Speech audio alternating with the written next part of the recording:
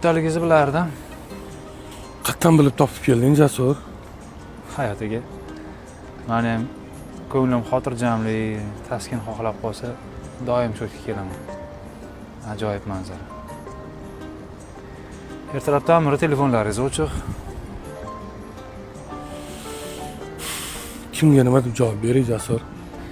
Lavozimdan chetlatildi degani bu tarki dunyo qilish kerak degani emas aka. To'g'ri. Lekin shunaqa deysan-ku, meni bolalarim rizqi kesilyapti, Jasur. Ertaga men ularning ko'ziga nima deb qarayman?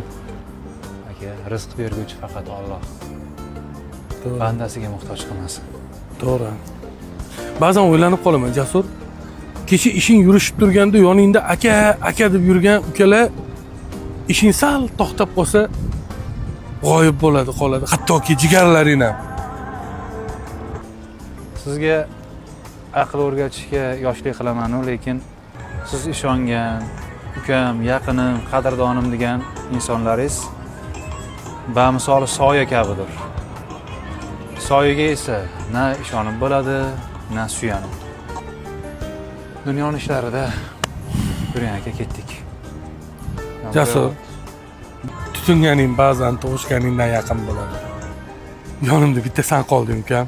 Qo'ying bunaqa gaplarni qiyomatligimiz aka.